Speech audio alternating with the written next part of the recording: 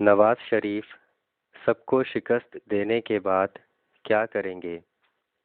Column نگار Syed Sardar Ahmed Pirzada, the first blind journalist of Pakistan, email صاف@life.com، email saafsaaf@live.com، web blog www.safsaf.blogspot.com، روزنامہ نوائے وقت مورخہ 11 فروری 2016۔ بچپن میں سنی بہادر بادشاہ کی ایک کہانی یاد کرتے ہیں۔ اس میں وہ اپنے گھوڑے پر سوار تیزی سے آگے بڑھتا ہے اور دشمن کی صفوں کو چیرتے ہوئے ان کے پرچے اڑاتا جاتا ہے۔ شکست اس کے دشمنوں کا مقدر ہوتی ہے۔ بادشاہت کا زمانہ گیا، اب ہر طرف جمہوریت کی ہریالی ہے۔ اس میں بھی مخالفین کو شکست دینے کے لیے مختلف داؤ پیچ لگائے جاتے ہیں۔ کچھ سیاسی رہنماؤں کے ہاتھوں کی لکیروں میں فتح ہی فتح لکھی ہوتی ہے۔ وزیر اعظم نواز شریف کے موجودہ اقتدار کی صف بندی دیکھیں تو گزشتہ 3 برسوں میں انہوں نے ہر طرح کے مخالف حالات کو شکست ہی شکست دی ہے۔ اس فطری برکت کے باعث نواز شریف کے آگے تاریخ بھی بے بس ہو گئی اور اپنے آپ کو دہرا نہ سکی۔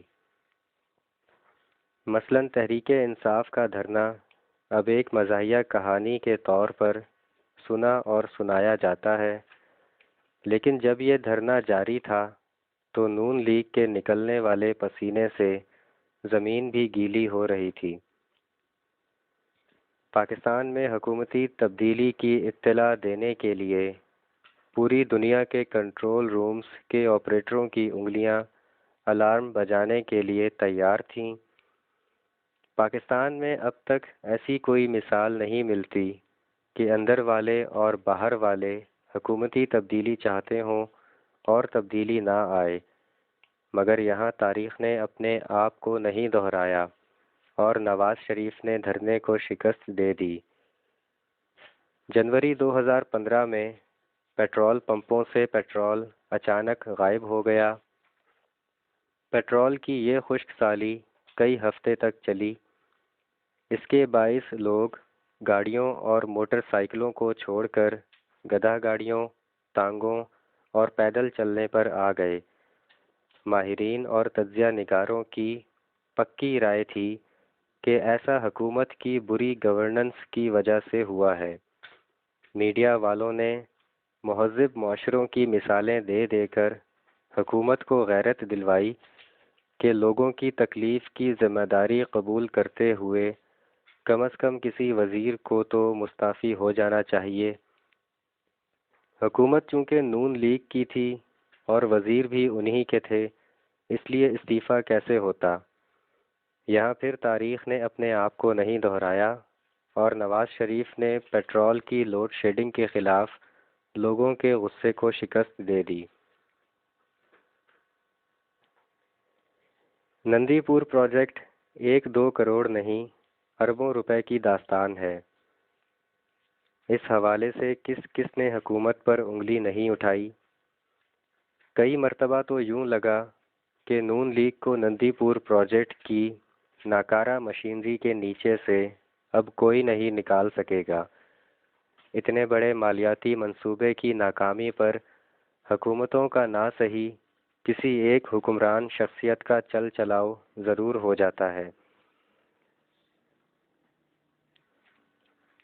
سابق وزیر اعظم راجہ پرویز اشرف ایسے ہی مالیاتی کرپشن کے شور شرابے کے باعث راجہ رینٹل مشہور ہو گئے، مگر یہاں بھی تاریخ نے اپنے آپ کو نہیں دہرایا اور نواز شریف نے نندی پور پروجیکٹ کے بحران کو شکست دے دی۔ خارجہ پالیسی میں پاکستان اور ہندوستان کے تعلقات کے درمیان کچھ ایسی ریڈ لائنز ہیں جنہیں کسی سول حکومت کا عبور کرنا تو ایک طرف، ان کی طرف دیکھنا بھی ناقابل معافی جرم ہوتا ہے۔ اقتدار میں آنے کے بعد ہندوستانی وزیر اعظم مودی کی حلف برداری سے لے کر مودی کی لاہور میں ذاتی گھریلو ملاقات تک نون لیگ کی موجودہ حکومت نے کھل کھیلا ہے۔ اس روایت شکنی کے باعث نون لیگ کی آب و تاب ماند پڑ سکتی تھی، لیکن یہاں بھی تاریخ نے اپنے آپ کو نہیں دہرایا اور نواز شریف نے پاک بھارت تعلقات کے پرانے نظریے کو شکست دے دی۔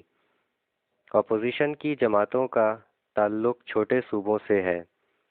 ان کے خیال میں پاک چین اقتصادی راہداری کا اصل نقشہ نون لیگ نے اپنے مفاد میں تبدیل کر لیا ہے، جس کے باعث اس راہداری سے چھوٹے صوبوں کو فائدہ نہیں ملے گا۔ پاک چین اقتصادی راہداری کے نقشے کو پھندا بنا کر نون لیگ کی حکومت کو ڈرانے کی کوشش کی گئی۔ یوں لگ رہا تھا کہ پاک چین اقتصادی راہداری جیسا سنہرا منصوبہ بھی کالا باغ ڈیم جیسا کالا ہو جائے گا، کیونکہ اس سے قبل جب بھی چھوٹے صوبوں کے معاملات پر اپوزیشن جماعتوں نے مشترکہ آواز بلند کی تو بڑے سے بڑا لیڈر بھی دھڑام ہو گیا، لیکن نواز شریف نے اس ایشو پر 2 مرتبہ آل پارٹیز کانفرنس بلا کر اپوزیشن کو ایسا ہمنوا کیا کہ سب ہم نوالا ہو گئے۔ گویا یہاں بھی تاریخ نے اپنے آپ کو نہیں دہرایا اور نواز شریف نے اپوزیشن کو شکست دے دی۔ تاریخ بتاتی ہے کہ مزدوروں کی ہڑتالوں نے دنیا کی مضبوط ترین حکومتوں کے غرور کو خاک میں ملا دیا۔